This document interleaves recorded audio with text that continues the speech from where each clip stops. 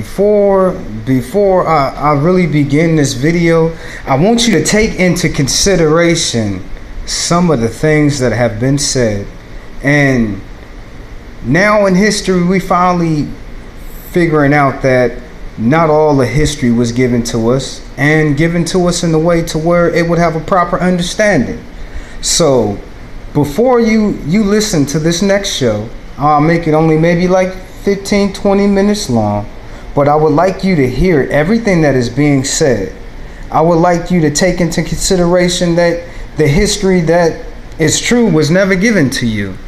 I would like for you to take into consideration that some of these things are true, some of these things could be false, but I want you to make for your own self, your own observations, your own opinions, and your own suggestions. But the only real reason why I'm showing this show is because I want you to get a different perspective of what people think about history. And your boy Fat Boy Fish, I am a history buff. I like hearing about history and knowing what's going down with history, because if you know your history, you don't have to worry about repeating it.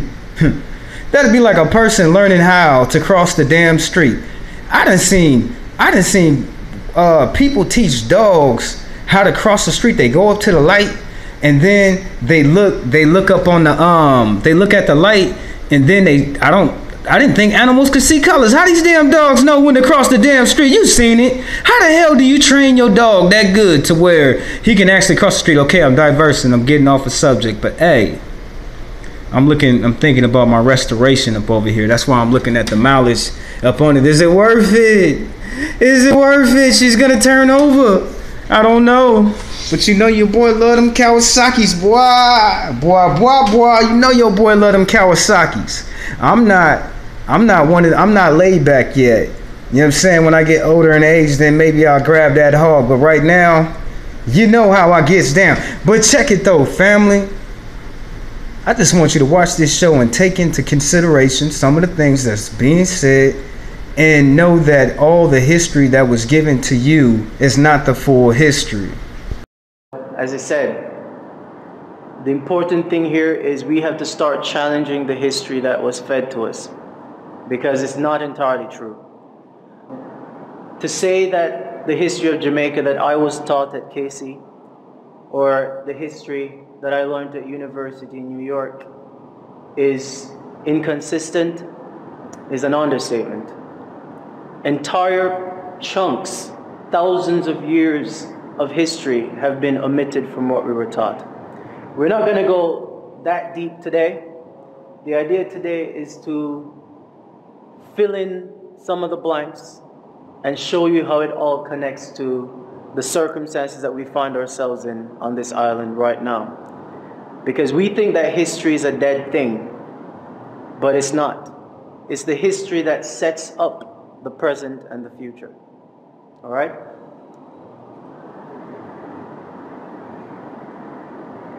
This first slide, I'm being kind of tongue-in-cheek about it, just to make you wonder what makes you Jamaican and what makes this island Jamaica. You ever wondered about that? Who told you you were Jamaican?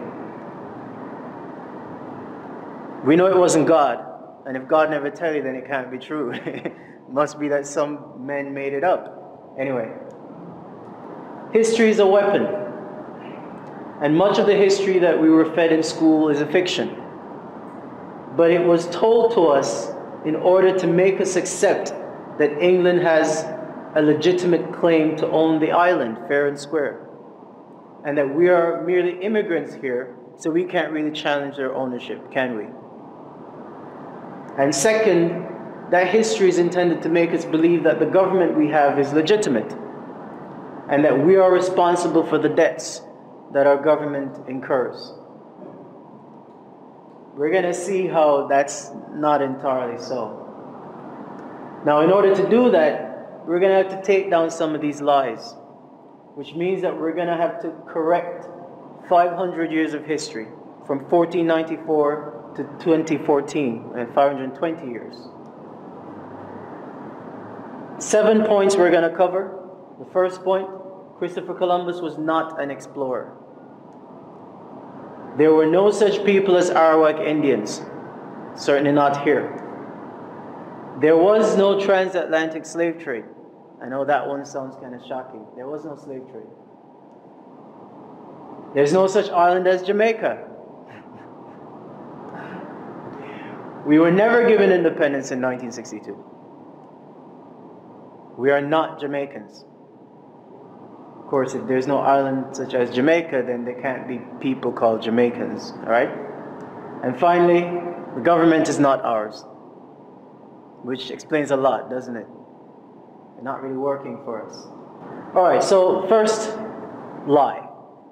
No such people as Arawak Indians. We're told that Christopher Columbus encountered a race of people he called Arawaks. But Spanish historians describe these Arawaks as docile, medium-build, copper-colored people, like the ones you see on the coat of arms, with straight black hair, and they said that they lived here for up to 10,000 years ago. Problem is, no evidence of these people has ever been found. Understand that there is no Jamaican archaeology. There is nobody out there digging up any part of this island to try to find any evidence of anything. So they found no burial grounds, no tombs, no temples, not even a bone fragment or a hair follicle so we can test some DNA. None of this, even though they say that these people lived here for 10,000 years. How do you live anywhere for 10,000 years and not leave an archaeological record of yourself? That's because those Arawak Indians never existed here. In fact, the only people that we can prove existed here in this region are the so-called Caribs. And guess what? The Caribs are not medium-build, copper-colored people, they are black. If anyone's ever been to Trinidad, or St. Vincent, or St. Lucia, or St. Kitts, where these Caribs supposedly were, you'll see that the people that call themselves Caribs are black. They do have, some of them, curly hair, straight hair, but we know that that exists inside the black gene pool anyway. Alright? There were no Arawak Indians in this entire region. Research by pioneering black historians and anthropologists revealed that the people Columbus actually encountered here in 1494 were likely the same as he encountered in America, which he wrote about in his journals. They were black-skinned, nappy-haired Nubians. Okay? There's another explorer named Giovanni de Verrazzano, who came to America about 20 years after Columbus, 1514, and he wrote in his journals that the people he encountered were Ethiopian. He said nothing about copper-colored people. And if those people had existed in the Americas for thousands of years, it's a fair expectation that they lived on these islands as well. They lived everywhere. And we're going to see that they left evidence everywhere. So, the point I'm making is, most of our ancestors were already here. Alright? And they had been here for tens of thousands of years, as I'm going to prove. Historians have discovered what they were called. They were called the Amaru. Amaru, this is where the term America comes from. It doesn't come from Amerigo Vespucci. It came from the Amaru, because they knew who was here originally. And another name for them is the Olmec sheep. Well, guess what? Mexico.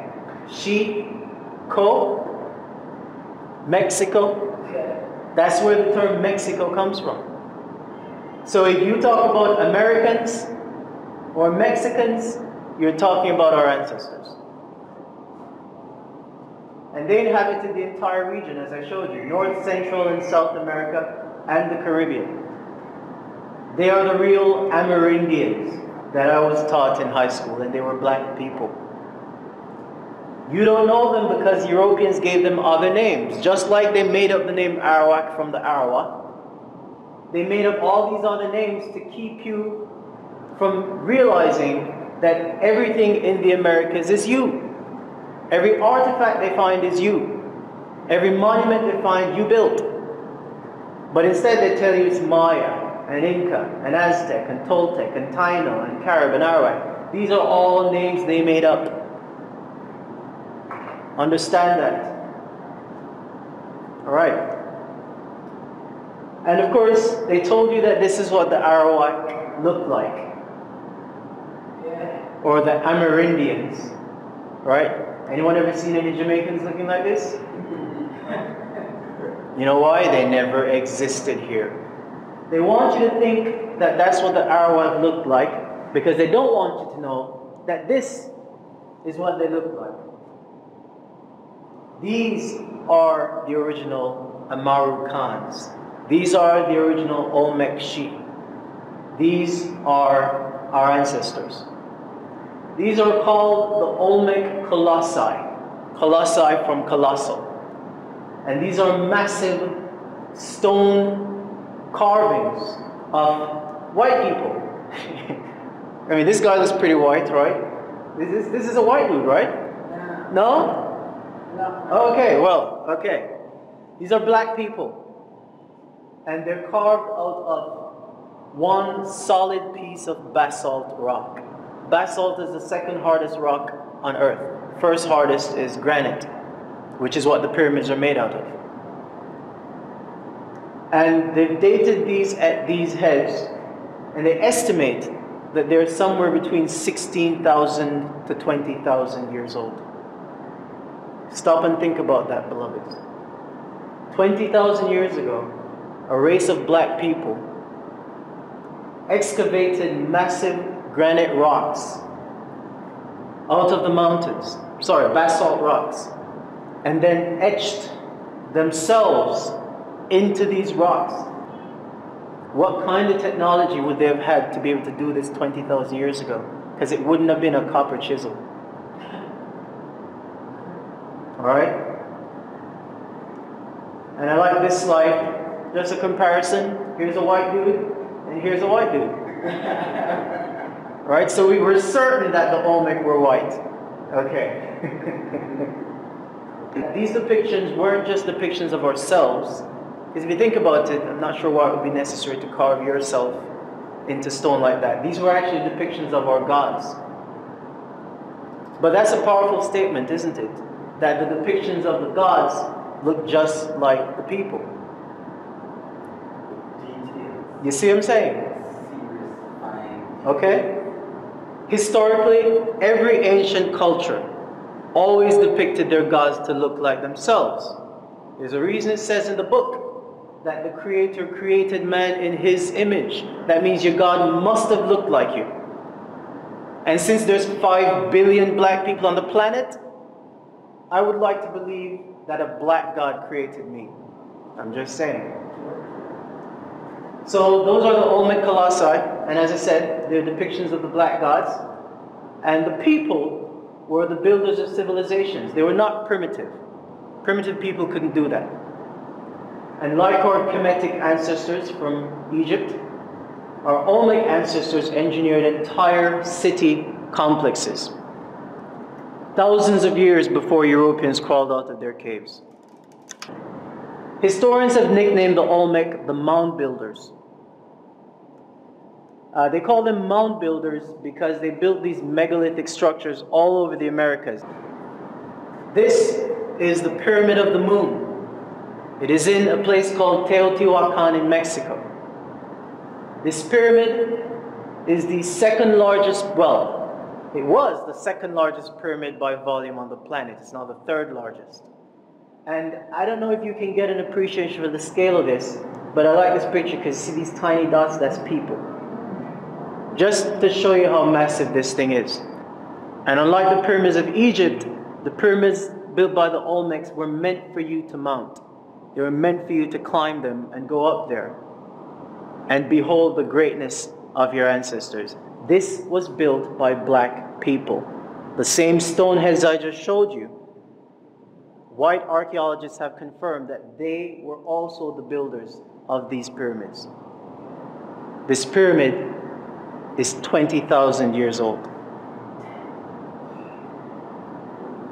And it is built from granite. And it is still standing, unlike the World Trade Center. This used to be the biggest pyramid on the planet by volume. It's called the Pyramid of the Sun. It's on the same complex. This was built by black people. It is massive. It's called the Pyramid of the Sun because it is designed to align with solar phenomena.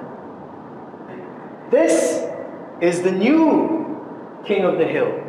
Remember I said to you, this one was the biggest pyramid on the planet. That was until 6 years ago when they stumbled onto this. This is called El Mirador. It is in Mexico. Mirador is a Spanish word for veranda or rooftop, because they discovered that when you stand on the top of this, you can see for miles. And guess what? When they stood on the top of it, now this had been covered up by jungle. Just to show you, imagine how old this is. This is real. This is not from a movie. This is not special effects. This is an actual photograph. Alright? This pyramid is massive. You can't even see the base of it. It is so old that trees were growing up from inside it. This is in Guatemala, Central America, and this whole area was covered up by jungle for thousands of years. They don't even know exactly how old this is. But so far they've dated it, they've estimated it's 26,000 years. There are potentially thousands of massive pyramids in that one city complex alone. Built 26,000 years ago at least, built by the Olmec Sheep, black people. So that's the first lie about Arawaks. The second lie, Cristobal Colon was a mercenary. This is the man that you know as Christopher Columbus. Anybody ever wondered why suddenly in 1492 all these Europeans decided that they were going to jump on boats and start exploring everywhere? Well, there's a reason. There's always smoke, fire behind the smoke. In 1491, 1 year before his first voyage, there was a war between the Moors and the white Europeans. Actually, that war had been going on for a very long time. The Moors had ruled Western Europe for 700 years. But in 1491, when Queen Isabella and King Ferdinand defeated them at Granada in Spain, Pope Innocente, I love how the popes always have nice names. Pope Innocent. Pope Innocent VIII legalized the enslavement of black people all over the world and the theft of their lands and their wealth by white Europeans. This happened in 1491, and then in 1492, the voyages all started, right? You had Portugal, Spain, the Dutch, France, and Britain. Everybody just started exploring the so-called New World. How can it be the New World, by the way, if it's older than your world? I mean, I just showed you a 26,000-year-old pyramid in the New World. Anyway, Columbus's first voyage was a military reconnaissance mission. Everybody understand what that is? When you want to wage a war with an enemy that you're not familiar with, you send somebody to scope them out. See how fortified their nations are, see what kind of weaponry they have. And we know this for a fact because he only took 3 ships. Everybody knows the name of those 3 ships, right? Nina, Pinta, Santa Maria. And he only took about 80 crewmen.